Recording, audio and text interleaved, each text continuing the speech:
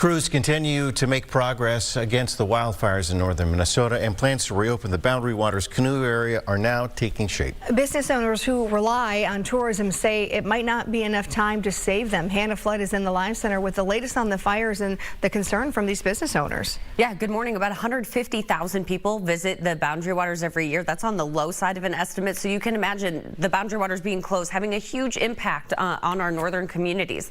The good news is some areas are going to start reopening this week. I want to show you this map from the Superior National Forest that shows where those entry points are going to open up on Thursday for daytime and overnight use. 41 of the 103 entry points are going to open. Those entry points are marked in green.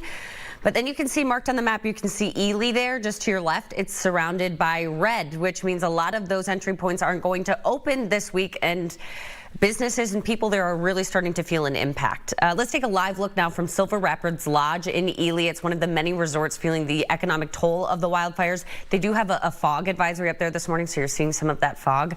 Another business in the area is putting out a plea to the rest of the state. They want everyone to know that Ely needs their help.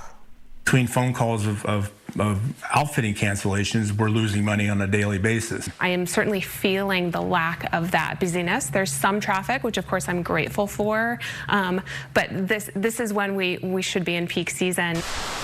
Yeah, state leaders are now talking about what economic relief they could look at to help these communities, these businesses that have been impacted.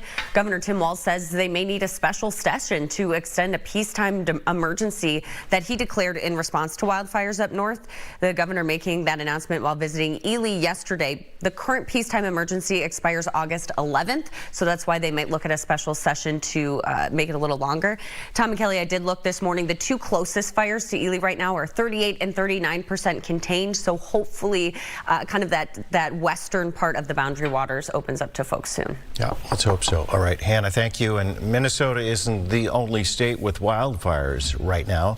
In Oregon, more than 1 million acres, 1 million acres have burned so far this year.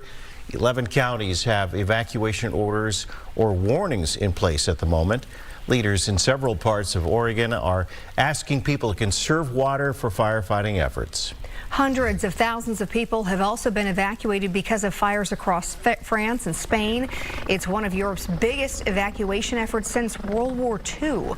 Firefighters in Spain have called the fires so violent, so intense, that they cannot be tackled head on.